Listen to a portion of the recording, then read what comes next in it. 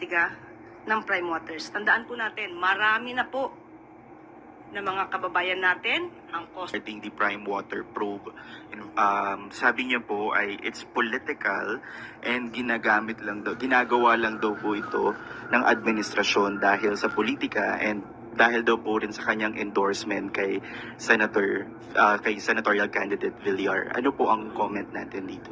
We cannot expect anything nice or any nice word from the Vice President in favor of the President and of the present administration. She will always use that excuse or defense of pamumulitika without really answering or responding directly to the issues.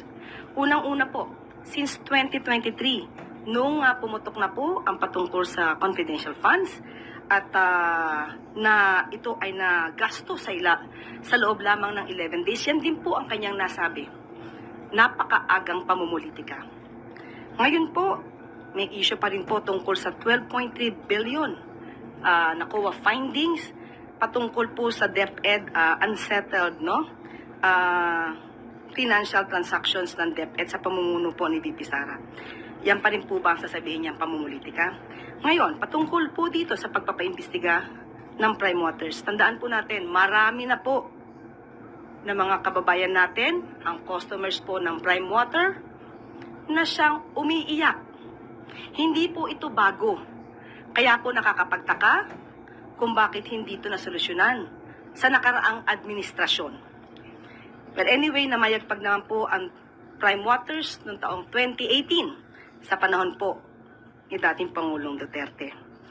At ang nais lang po na sana natin, kung ano mang pakikipag-argumento po o pakikipag-diskusyon ng ating Vice Presidente, sana po ay i-level up po natin. Rason sa rason, datos sa datos, huwag gamitan ng masasamang salita or pagmumura.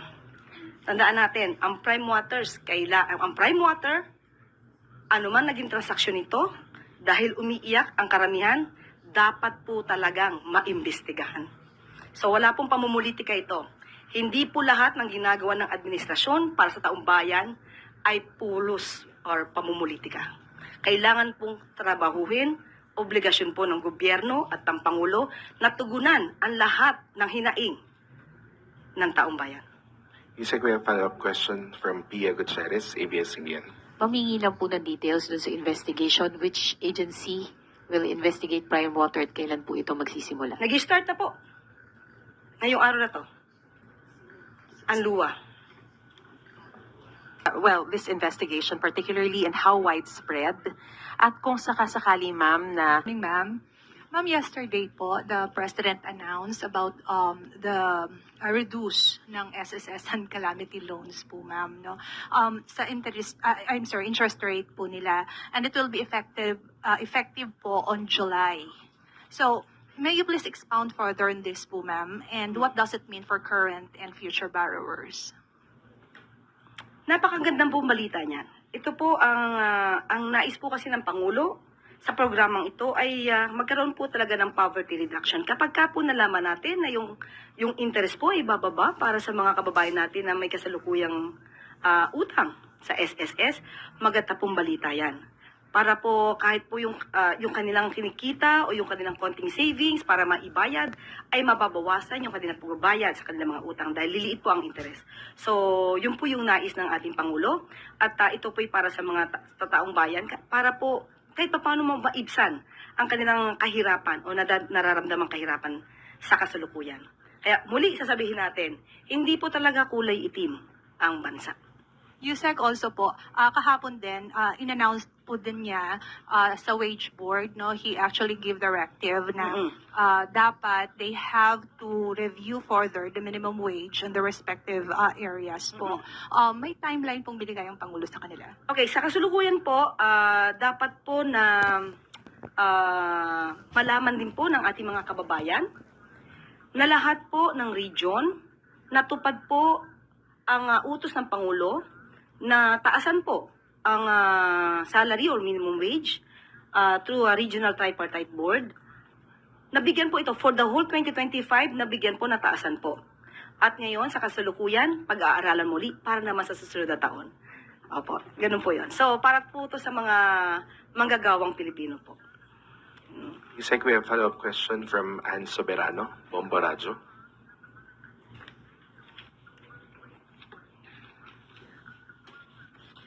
Yusek, good morning. Follow up lang po. Ilang mga mamabatas po kasi nananawagan na kay Pangulong Marcos na sertipikahan na po daw urgent ang wage hike bill. Ano po ang reaksyon ng Malacanang sa panawagan na sertipikahan po na urgent ang wage hike bill? Opo, ganito po yan. Kailangan po natin lahat alamin. Ito po ayon din sa Pangulo, lahat ng stakeholders. Dapat po makausap, malaman ano po yung maaaring magandang idulot, positibo, negatibo. So lahat po ng stakeholders kailangan kausapin kung kakayanin din po ba ng mga employers at kung ano yung nararapat sa mga manggagawa. So sa ngayon po ay dapat pag-usapan lahat-lahat po yan. Pero kung ano po yung makakaya ng Pangulo sa kanyang pag-uutos, katulad ng sinabi po natin, sa mamamagitan po ng DOLE, ibibigay po natin sa mamamayan. Hindi nga lang po siguro ganon kalaki katulad ng hinihingi ng iba mga kababayan natin. But at least po, gumagawa po ang Pangulo sa abot na makakaya na maibibigay para sa taong bayan at mga manggagawa. Lastly po, Yusek, ang labor group po ay nananawagan din na ng parang meeting with the President. Bukas po ba ang Malacanang na makipag-usap sa mga labor groups? Thank you.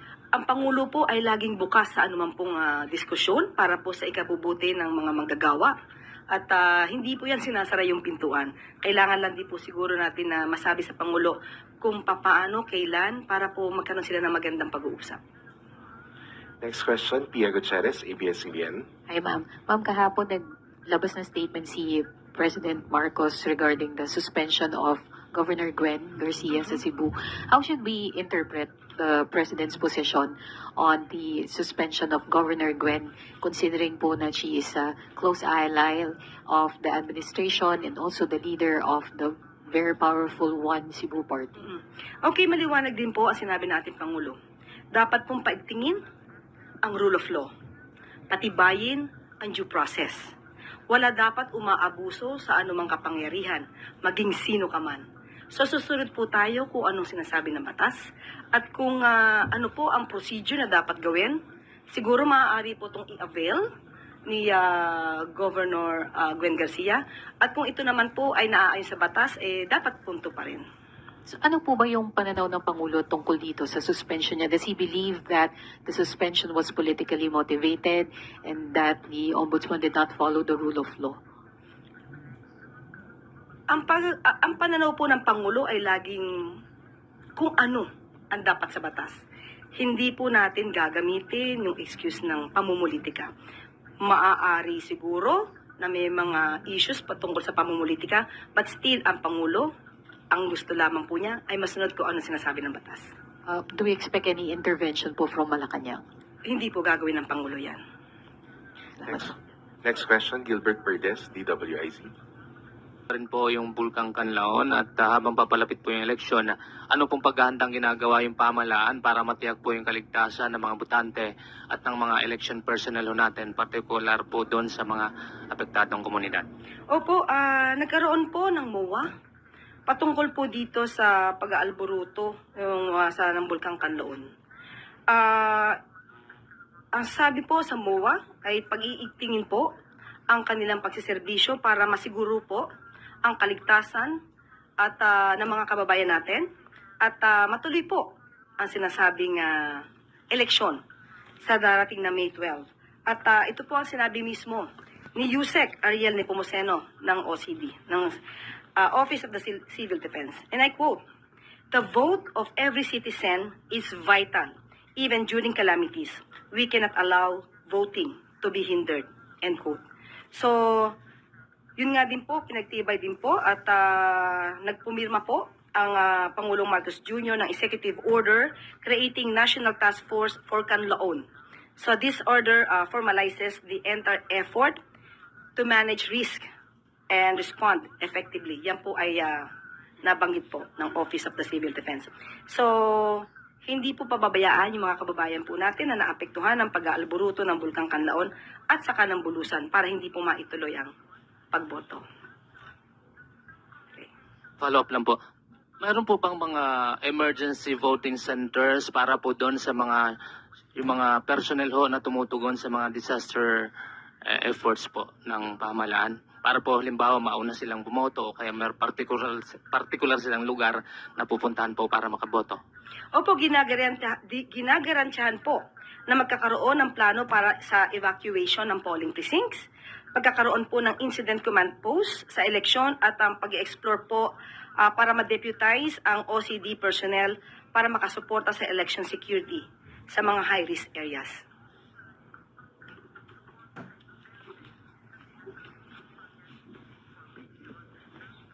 Follow-up question, Vance Fernandez.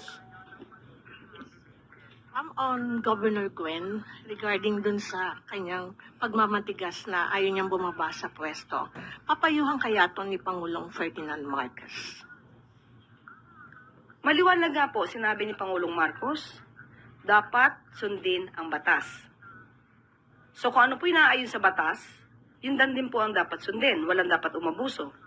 Wala po tayo sinasabi kung ang umabuso ay yung ombudsman o si Governor Gwen Garcia. Kung ano po nasasaad sa batas, kung may depensa naman po si Governor Gwen Garcia at sinasabi na hindi dapat magpatupad ng suspension sa loob ng 90 days during the election period. Kung yun po ang nasasabi ng batas, yun po yung sundin. Thank you, ma'am.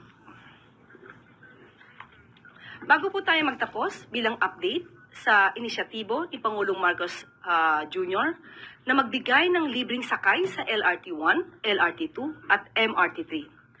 Umabot sa higit 1.2 million commuters ang nakinabang sa unang araw ng Labor Day bilang sakay noong April 30. Nauna nang sinabi ng Pangulo na ito ay isang pagbibigay pugay sa mga manggagawa at sa kanilang kontribusyon sa ekonomiya at sa lipunan. Tatakbo ang libreng sakay para sa lahat sa LRT1, LRT2 at MRT3 hanggang bukas, May 3.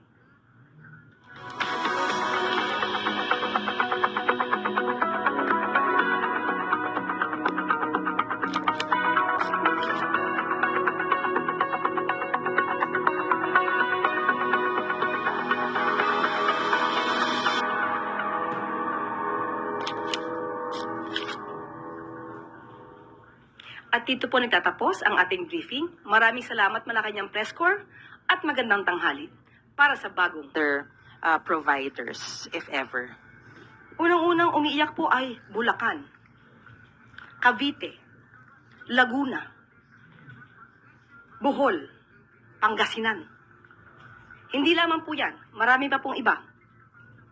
Kung di po tayo nagkakamali, meron 73 joint venture agreements ang Prime Water sa mga water district, local water districts.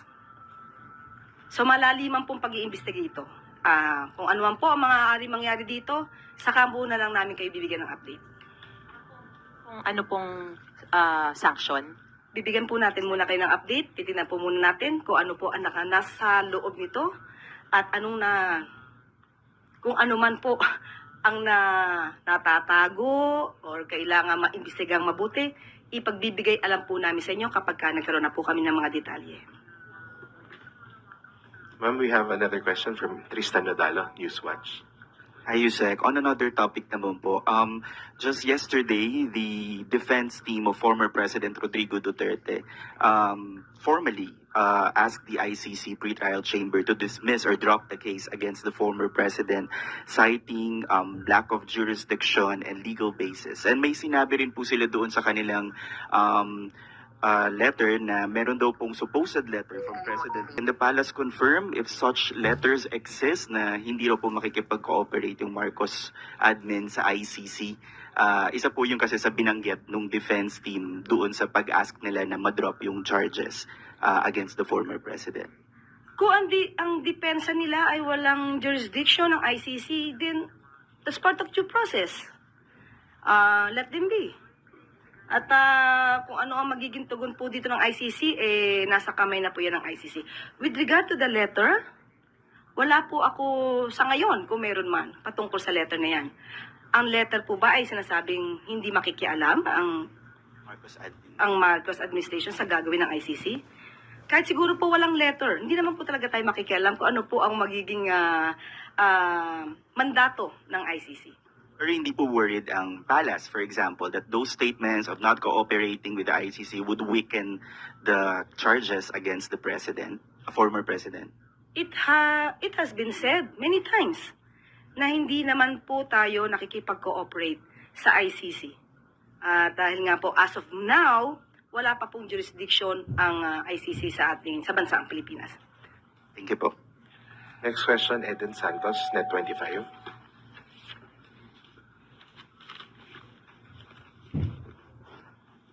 Yusek, sabi po ni Vice President Sara Duterte, impeachable offense daw po yung ginawa ni Pangulong Ferdinand Marcos Jr. o ng gobyerno sa pagsuko sa ICC kay FPRRD, at hindi po ba nababahala dito si Pangulong Marcos na baka pwede rin pong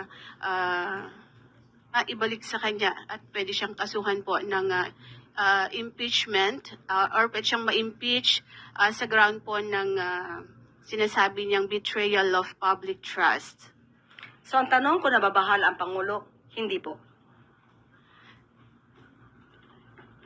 Next question. Next question,